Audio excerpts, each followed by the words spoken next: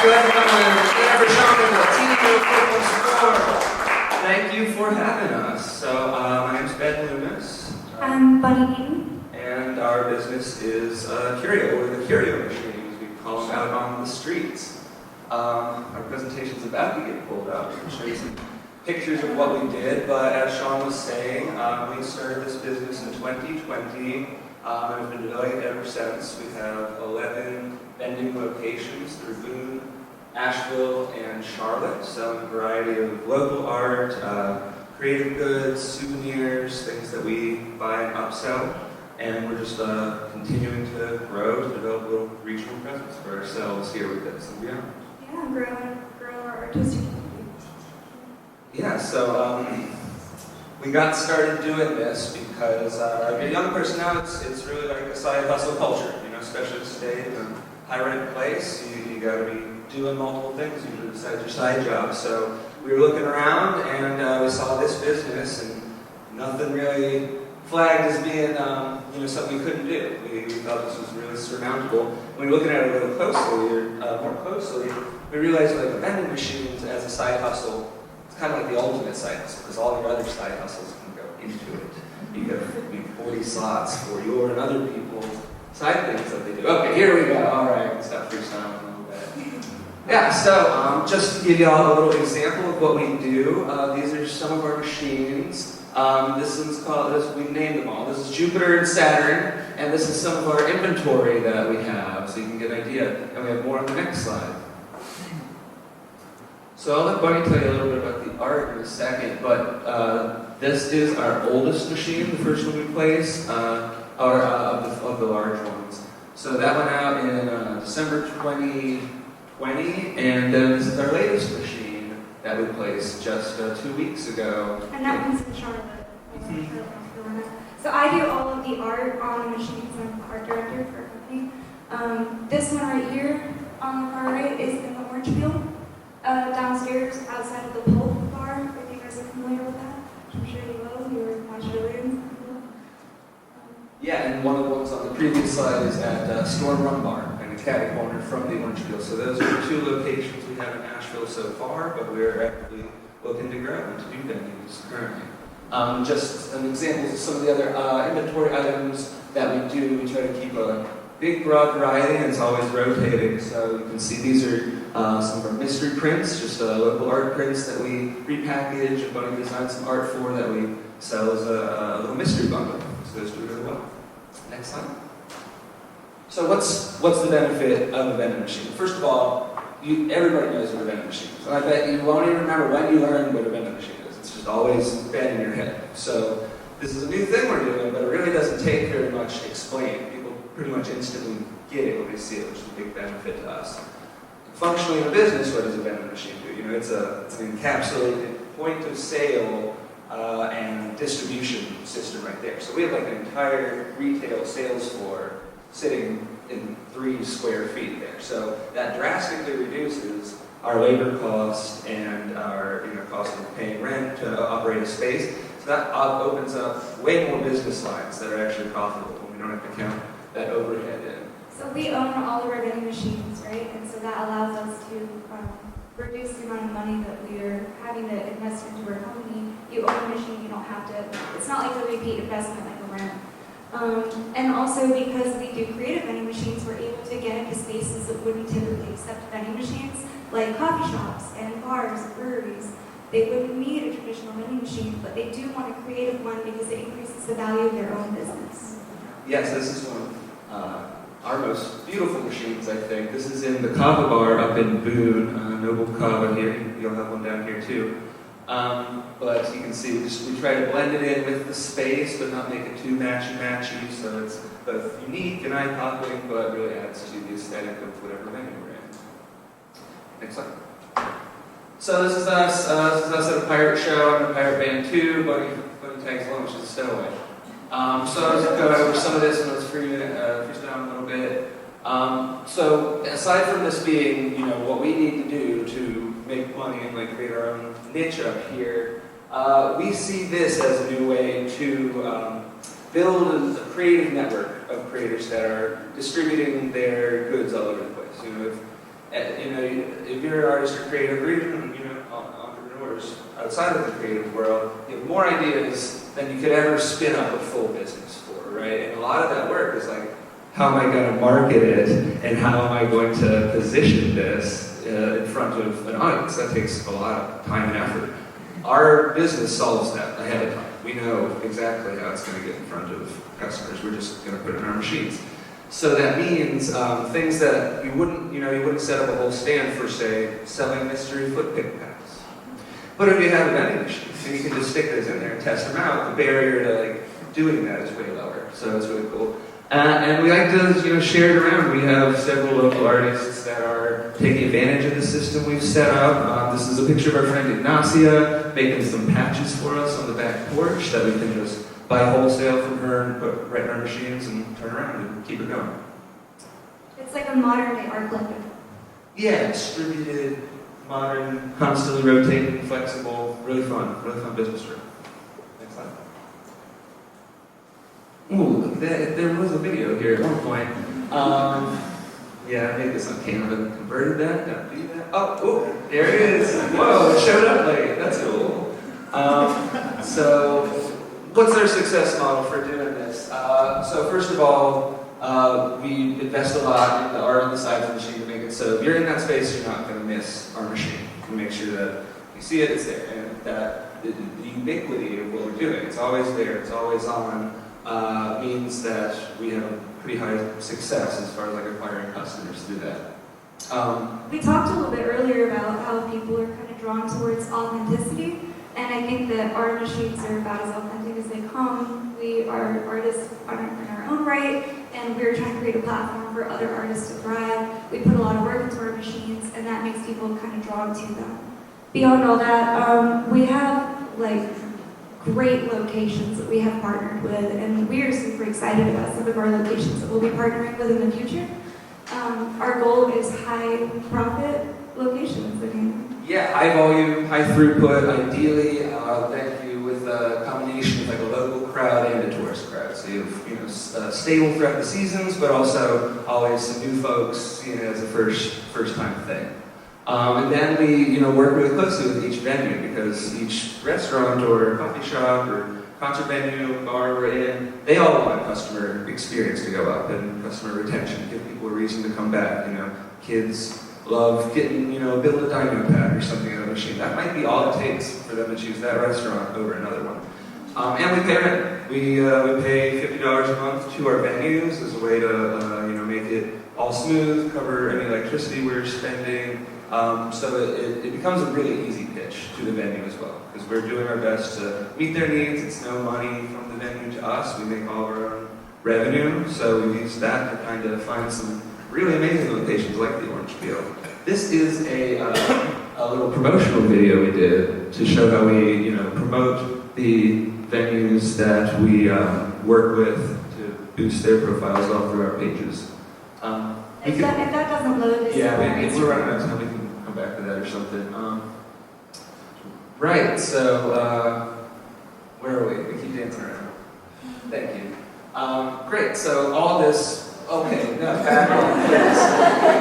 All right, so in all these factors, it allows us to do this in our spare time. That's the lightweight creative part. We don't have to take out a loan and spend a year doing this with no income before we can go. We're income positive, doing this as a side business for 2 years, and it allows us to, vending machines. If you think about it, it makes it really easy to scale because it's just one box, and your sales are going to go up by that much. If it's a good location, you don't have to constantly regain and keep those customers' attention. People just spend money on it. So it allows us to grow without concomitant staff costs at each new location we open, which is really helpful. And then we just work to optimize the machines for each venue, like I was saying. So we can go to the next slide. So we just want to show off quickly a few of the items that we have, just some representative things here, and we are going to give some of these away at the end, so stay tuned. So just to show off really quick, this is one of the most successful local artists we've worked with. His name's Hannah King. Real simple, just these little plush keychains. Numbers, we buy these for $4.50, we sell them for $7.50. decent margin on that, and all we have to do is just stick them in the vending machine. That's pretty good.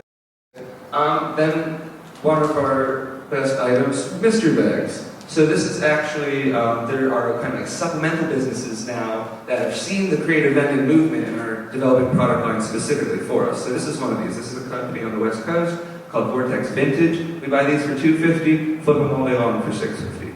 Don't have to do anything except order them and put them in the machine. And this is one of our favorites. So, anybody like tarot stuff? This is our daily tarot fortunes. So, this is a single tarot card with some art that Lenny designed and the tarot card fortune for that card on the back of that. So, you know, I bet you'll like some numbers. But, so tarot deck, $5 wholesale. Sell each of these, $3 each.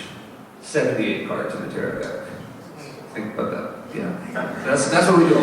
And because we're just there all the time, that works. You know, even if it's like, you know, 2 cards a day, if you were standing on the street corner doing that, you'd be out of business in a second, but we can do that. So that's it. We're always trying to develop new inventory items to get those really strong margins and to find a cool, great intersection there. All right, and we're coming around to our last slide. So here's where we're at now. We have 8 venues out. We have 2 in the works. This is the mock-up art for the one Bonnie's working on right now. It's coming to a really cool Asheville location downtown very soon. This art's kind of modeled after the art of the location, if anybody wants to guess. But that's about it.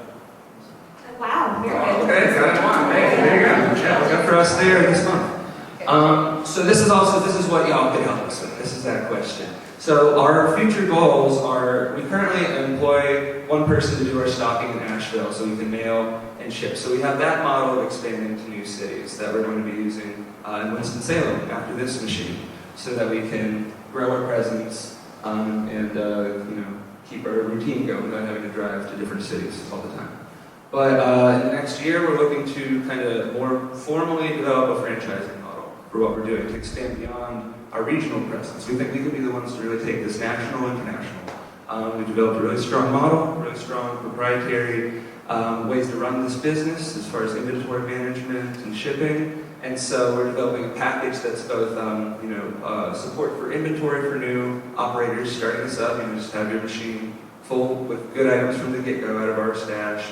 You know, start up to get the machine in place and everything, and then support on the back end. So we see this as a way that new entrepreneurs can get started with this model in other cities, and we can grow with them. So that's what we're aiming for. I think we're going to do it real big over the next few years. I'm gonna add one thing real quick. We are always looking for local artists to stock our machines, so that's something else that you guys can help us with. If you, with our combined network, I'm sure we know some really cool Asheville artists, and we are on the hunt. Yeah, that's right. We have a form through our email, so just contact us and we can get them set up. And just 2 more kind of business streams we can get. So every item in our machine is profitable somewhere down the line. We're buying it. There's money in it. So we could theoretically develop vertically integrated businesses all the way back for each one of our slots. We'd have the volume. And then we can create knowledge products, like how we do this online, you know, videos, courses, things like that, because it's a unique thing. So thank you. We're done. Last slide has our contact information on it. Boom. Thank you.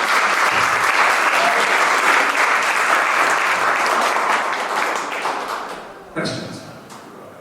Yes, I'm going to pass this around. I'm getting the copy. We pass this around for everyone. Remember, a microphone is like an ice cream cone. You don't need an ice cream cone like this. You actually hold it up to your mouth. Yeah, I'm doing Okay, so we can hear everybody well. We've got one way in the back. No licking. That feels like a challenge now. I'm not going to lick it. Especially you. Do it. Especially me. I'm not going to do it. I'm not going to be peer pressured by you again. When you talk about scale and like where you're headed, by the way, great presentation. Kudos for the slideshow not starting and you guys just getting into it. True entrepreneurs, awesome. I feel like the scale question is a little bit different for each company, each business model. So what does being at scale mean for your business? First stage is over 10 machines. So we're at a that's our first phase to scale. That is when, well, it's all breaking even, it's all just reinvesting its own profits, but we're trying to make it income positive for ourselves as well. So that's the threshold for that. As far as our eventual scale, we don't have a ceiling. How many major metropolitan areas are there? That's the scale. But I'll also say that most people who have a traditional vending machine business have between 5 and 10 machines. I'm running our Charlotte machines, Ben's doing our Boone machines, and our friend Savannah is running our Asheville machines. So at a minimum, we want to have 10 machines in each city. And like I said, we're about to be moving into Winston-Salem. Okay, can I ask a follow-up? When you think about like 10 machines, is that like financial freedom for you guys, and then also giving you growth capital? Like that, some of those scale moments, that you can just be a number, or it can actually do something for you that allows you to. The former, yes. Yeah. So Bring I'm a full-time art teacher. Ben is a grant writer, or has been. Ben made a transition to full-time art. Yeah, I just quit my job to focus on this and freelance and go back to school. And this will be my last year teaching. Trying to be just this, but I'm sorry. I think someone over here had their hand up at some point. Did someone? Okay, maybe I missed that. Okay, all right. I'm sorry. I'm probably being unfair. I'm picking our own people. Was someone back here? No, I guess. Okay, all right, here we go. So, one cool idea, and I really like tchotchkes and small little craft things, that's kind of my thing. I'm curious, so the artists sort of had to redefine what they're making to fit on the rolling thing in the machine and come out, which to me is a really neat juxtaposition of art and commerce, because they don't always go together, they don't always play well together. Can you talk about how you work with artists? Pretty much to make sure the thing comes out of the machine in the proper, it doesn't get stuck up there. Yeah, that is a challenge that we have to work with every artist. Little doodads and stuff can get caught and things like that. So we recently transitioned to paying a little bit more so that we get like fully ready to go art from people. So we give everybody our specs, the weight, the width, all the dimensions they need, and then really try to find artists who are able to develop their own packaging to that point, so that it's not a cost on our end to put it in packaging and label it. That's not going to look as good as if they had done it. So we try to work with the artists. We pay wholesale upfront, so people usually have like money to work with when they're doing these things to get it to the specs we need before we receive it. Some items are easier to package than others. Like our jewelry makers, they tend to do a pretty good job because earrings and necklaces are pretty small, and they can just put them in a small bag or clip them to some cardboard, and then they're ready to go. Other items need a little bit more help with packaging. And we would prefer to work with the artists to develop an item than for them to come at us with something pre-made that we will have to kind of backwards design into the vending machine. We've done a lot of that. I mean, that's how we started. What you got, we'll put it in the machine, figure it out. But now we're at the point where we can be a little bit more selective. So, great presentation. Do you guys, you got a limited amount of inventory in a machine. It's like 40 items or something like that. So, how do you decide what goes in the machine, and is that going to be customized by location? And then follow-up question is, are you doing anything to sort of bring the same customers back, sort of tarot cards, which seems like it'd be great to get people coming back? Or is it much more sort of individual sales to individual people at one point in time? I'll answer your second question. We've talked a lot about making like a trading card item or like a collectible card item where you have to kind of collect them all. We're definitely focused on repeat customers. The good thing is that a lot of our customers, especially in Boone and Asheville, are tourists, and they're returning to the area every 3 months, every 6 months, every year. And if they've been in our machine one time and shopped, they're more likely to come back to see what else we have in stock. And our inventory is always changing, so they'll always find something new. We do customize our inventory to the different locations. In Charlotte, we are now in an alternative, like heavy metal music venue, and we're selling patches, foot picks, fly, at that venue. Yeah. only sell vapes. We can sell vapes in that one. It's a 21 and up venue. I think we're going to experiment with sex toys in that location too. Yeah. Why not? I mean, Ever heard that sentence in this presentation? But yeah, I mean, that's a really great question. We were trying to think of that. That's why we made it a daily fortune, not just a period fortune, right? Because it makes people think you're just going to get something different every day. For the local, more local crowd. We need to I think I saw a hand over here. Did I scare you away with the... No, someone else? Or is it? Okay. All right. I'm going to So sex toys are expensive. not in bulk.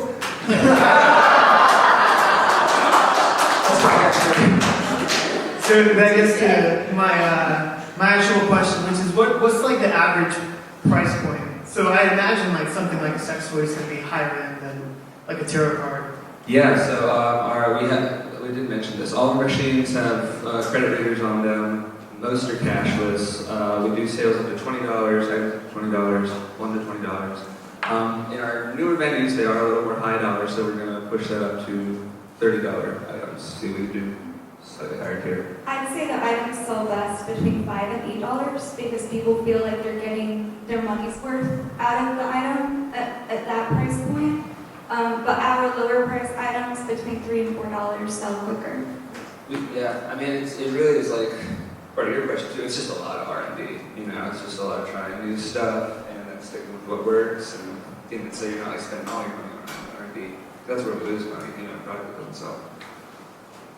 So then as we expand, Bunny, are you still planning on doing all the art on the outside of the machines, or is that going to be, outsourced to local artists? Yeah, I want to, my goal for this year is to collab with different artists on different machine designs, especially as we move into different cities. I've so far done all the art myself, mostly out of necessity, because it's just been the two of us trying to hustle this while working full time. This year I am doing my last year teaching. It's a pretty intense gig, and I'm not going to have as much time to devote to the art, so I'm going to try and reach out to local artists and of course compensate them for their labor. Hi.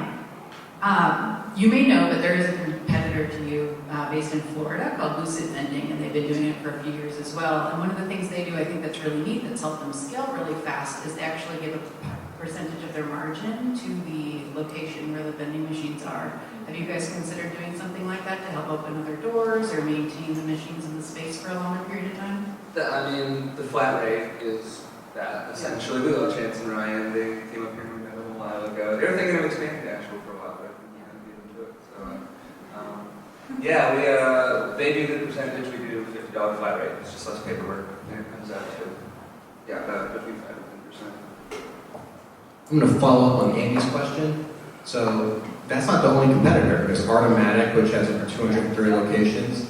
So Ben, you mentioned that your proprietary process allows you to scale and gives you a competitive edge. Yeah. Can you talk more about that? Is there anything patentable about this, or what really makes it proprietary that would unlock that potential for you? We are one of, I think, 3 creative vending machine businesses that is operating in more than one city, and that takes some doing. So I'm talking about our systems between like our sales reporting and our pick lists when we're actually putting things out. That's been kind of a Wild West to develop the actual, practically usable systems that, besides what just gets spit out of a typical vending machine report meant for conventional operators. To address the other questions as far as the competition, so we use a slightly different model than Artomat. They are actually selling the machine bodies themselves. They're premium. They stock only art that is size and shape like a cigarette box. We have a much wider variety, and that's why we need those systems, because we're managing more than 50 business lines of buying locally or wholesaling and packing things out. So that takes a lot of doing, and that is something that I believe we've done more and better than anybody else in the industry yet. Let me follow up that. So it's your system, like the secret vent system. Thank you, Sean. So it's the system. It's the secret Ben system that is your proprietary advantage. Yeah, I'm not sure because it's vending machines, which is a pretty wide and pre-existing concept. I don't know if there would be anything actually patentable about it, but it is the sort of thing we could develop like high-dollar intermediate knowledge courses around, or like a startup new entrepreneur pack where this is part of what you receive for upfront payment. Well, if you turn that proprietary system that you're probably daisy chaining a bunch of different softwares and spreadsheets together, if that was put into a dashboard or a system that you can use through software, then if you're franchising this model, right, suddenly it's not only do you get the Curio, but you have the software to help you track and reorder and know your margins, and then it becomes something that's a package that's attractive. Because right now, it's all in your head. It's all on your computer. That's not going to grow. It's not going to scale. Well, yeah, I'm going to speak on that. Ben is totally underselling himself right now. He is like the king of spreadsheets. And he has made it so that every day we get a report that comes in our email that says what machine has sold what item at what cost, using what payment method, and we have that in a spreadsheet. So now we're in multiple cities, we can tell, oh, in Charlotte, we sold 10 mystery bags, 18 foot picks, et cetera, and that allows us to maximize our restock. It cuts down on packaging time because we only have to package what we're replenishing, and that is what is helping us scale at such a quick rate. I believe that can be, like you said, put into a dashboard and sold, because most other vending machine companies, you could input it into the traditional vending machine, like credit card model, where you can map particular items to A1 or A2 to figure out what is selling. But no one has quite done what we have done, where we have mapped that to machine, to city, and are using that as data to help us with our restock. To do, that's part of the R&D, it's part of the optimization, it's part of the labor reduction, the reordering. Yeah, that's a new thing that we've made. It is, it's set up in an Excel spreadsheet. I don't know if we go as far as investing and creating an app or really a specific program or anything, just because I think, I'm a fan of universal and lightweight things, so we have something that doesn't require a whole training to use, it's just a spreadsheet that's already set up to me that makes it a more attractive deal. But that is something that we can offer to the people that choose to franchise with us. Yeah, Because that is our cloud, goal. so it's all real time, and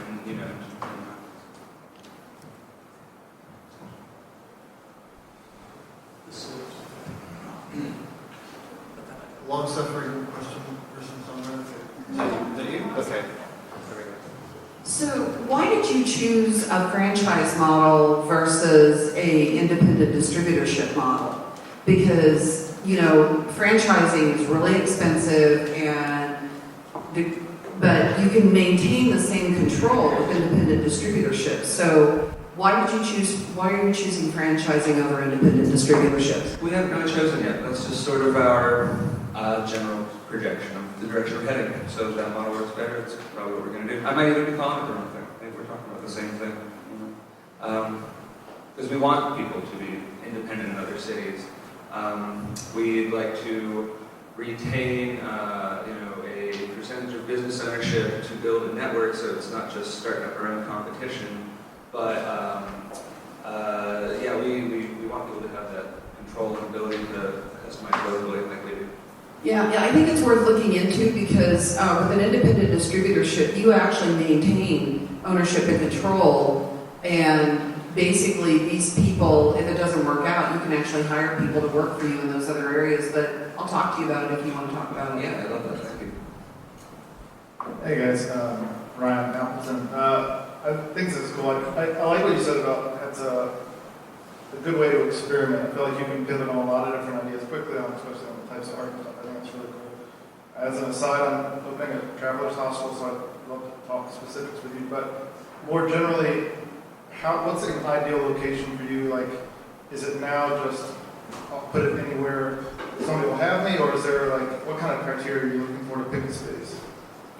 Restaurants and coffee shops and breweries and bars tend to do best. That's kind of our bread and butter. Our goal is high volume because not everybody who is going to see our vending machine is going to purchase something out of our vending machine. So we want to kind of give ourselves a fighting chance by being in a busy venue, which SMW in Asheville is perfect for that, right? Yeah, we're doing our first hotel in Winston, so we'll see how that goes. But we're expecting good things there, because it's like all new people all the time. So yeah, we'd love to talk more about that space. Another thing too, because we need, clearance for the door and, 3 square feet of floor space. Some venues are just too small. We to, can't go up and downstairs at all. Oh yeah, that too. Yeah, that's a big Oh, limiting not factor. doing Because that. our machines are like 700, 800 pounds. So any step at all, we can't be. Yeah, we don't have a moving team. We're the moving team. So that's a limiting factor too sometimes. We'll have the equipment if it's something weird, but high throughput, variety of customers, ideally. That's space. Hey there. Mike Truffle, Score. So a great presentation. I can't praise that enough. Engaging, informative, details, really great. My question is, are you working with a coach or mentor group now? No. I just have a great feeling about you two and how your command of the business and your energy. I think you've got a lot of options, and I think working with somebody, I don't know which group would be right. They're looking at different targets of growth and services, of course, people in business, but there are a lot of free services here in the Asheville area. I think working with somebody that will clarify your options would really clarify your options. Thank you. This is really flattering and real helpful. Yeah, we'd love to hear more. The sponsors list mentioned a bunch of them, right? Venture Asheville, Score, Mount Bizworks, Western Women's Business Center is another one around. Raise your hand if you're one of the people that can help. You're based in Charlotte and Boone? Charlotte, Boone, and Nashville. We're technically based in Boone. I live in Hickory, so. So if you're in Boone, there's an amazing resource there. Mike? Love to introduce you to our friends Jeffrey Scott and Chris Brassinger in Boone. They would love to help you with this kind of thing. Yeah, Chris is a good friend. One of our venues is like right next door from this climbing gym that he's part owner of, I think, still. So yeah, we see each other in the parking lot all the time. There's some good folks in App State who could help you out. Or if you want to move to Nashville, everyone raise your hand to help them out. Hey, We actually, one of our goals, and we may be closer to this goal than not, is to get into schools and universities. App State, of course, is our home college, and we've talked a long time about getting a machine on campus. Ben is now going to CCC and TI, and we're trying to place a machine in. So. Using student art too. Yeah, well, I see it like as an art student, I'd like the opportunity to, I make no money as an artist, right? This is why I'm doing my business. So it becomes a platform, it becomes an educational tool because business and entrepreneurship is not talked about enough in our schools, I think. And social media and marketing, all of that is stuff that we've had to figure out on our own and would be great to work with students and just speaking about money and making money better, she's an amazing muralist. If any of y'all saw this art and want that yourself, you should hit her up. She's really good, works really fast too. Hey y'all, over here. I want to echo what Mike said. That's an amazing, you guys are all doing an amazing thing, and the presentation was very clear and understandable. I have a question on the data side. I'm curious to know if you see any correlation to the products sold and the type of place that they are in, and also if the place ever gets that information or if you would want to share it. Kind of, a little bit. I mean, it's more general than you think. Like a good item typically is a good item across the board, unless there's some weird thing. Like we realized one of our brewery was like selling dog treats, and we sell dog treats. So of course, we didn't sell any of those, because people would get in there. So little tiny things like that, and more general like subcultural things. Like people have just been asking for weird shit like that. Haunted metal going on, so we're gonna try to do it up as much as possible.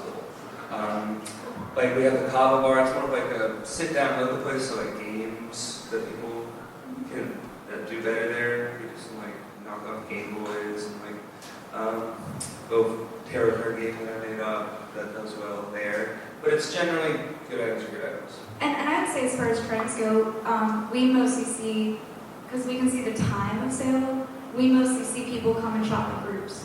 I think that's our biggest thing. So if you are with a group of friends and then they buy something, and they like what they've got, suddenly you see 8 minutes of sales from like what's clearly the same group of people. It's super fun making sales at like 1:30 in the morning at bars to our machine. Let's do like 1 or 2 more questions because we have treats, and then we have schmooze time. Jeff, did I pronounce schmooze correctly? Yeah. We call it out. Okay, so let's do these 2 here on the end.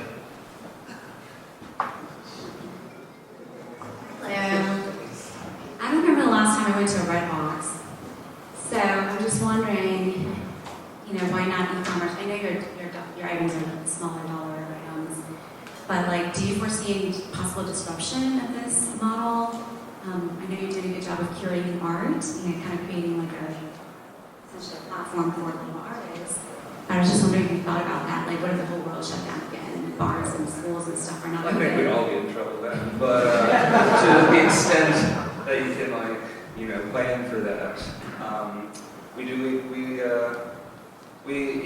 I think that's something that every business owner has to contend with. But we could, revert to selling much lower dollar, more conventional items like gas station and snack stuff in most of our venues if we chose to. So if we had, Great Depression too, I think we'd still be able to make it because our rent is low, we've already invested in the machines, so we're not paying them on anything. I'll do a counterpoint. I think that vending machines have always kind of been an impulse buy for people, and that's not going to change. I think it's even more amplified because we've got unique stuff in it.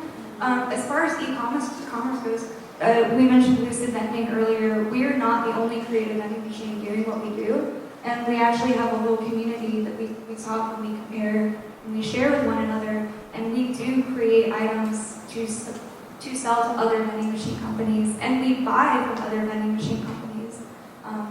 Yeah, it doesn't make sense for us to retail online, but it makes sense for us to wholesale to other operators.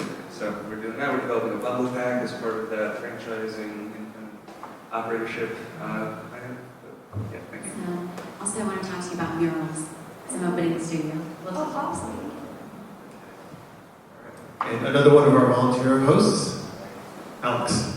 How you doing? Hi. Good. Alex Cardona Business Solutions. So I just wanted to kind of run your brain around the franchise model. Where would the profits come from? And are you also looking at getting people to sign up, have a location for the vending machines, but then also do the outsourcing with the actual artists in that area? Walk me through it for a little bit. Sure. So, broad strokes. We're in early stages, so let's start there. All right. Okay.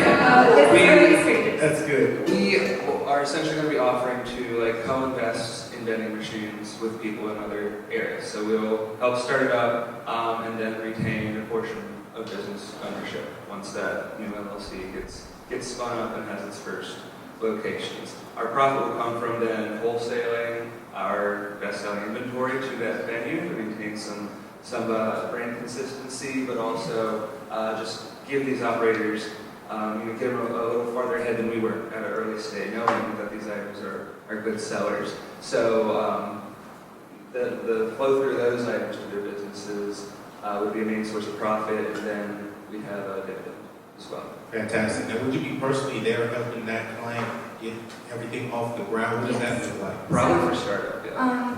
In terms of the art on the machines, 'cause that's a big thing.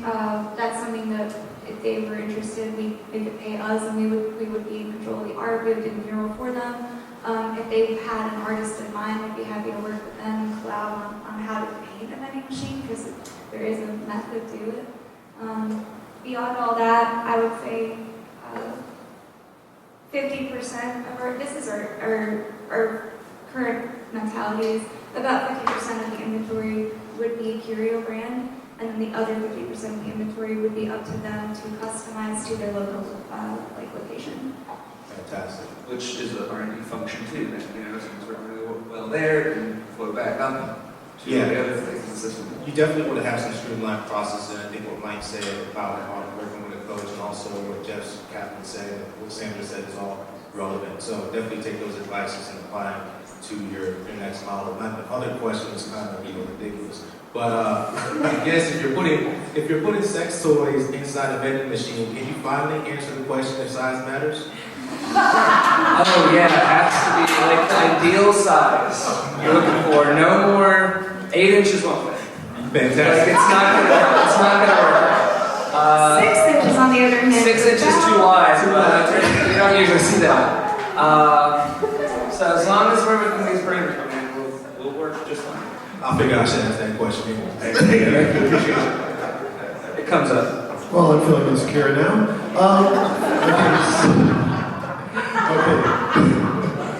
Okay. So now come the treats. Right? Yeah, we got treats. Okay, cool. Trivia. So these first two are going to be easy. So nail these. All right, we're going to North Carolina State things. All right.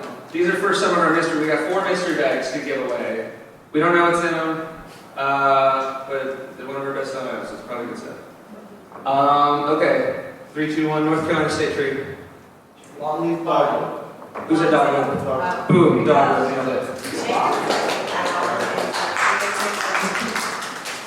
All right, North Carolina State bird. 3, 2, 1, go. This guy. Okay, we're good. You're going to say that first. We started this way. Ready? That's it. All right, a little harder. North Carolina State dog. Bloodhound. Bloodhound. Got it. Hell yeah. Last one. Let's see. What can I remember? North Carolina State mineral.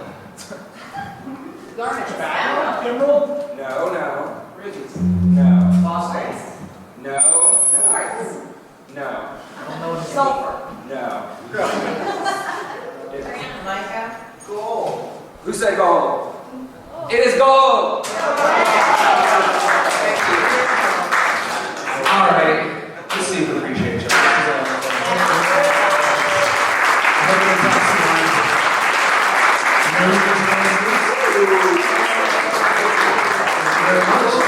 Okay, that concludes the presentation. Keep talking. I see about 6, 7, 8 business deals that are going to happen in the next 7 minutes. So go to it. Thanks, everybody. Yeah. All right. Thanks, guys.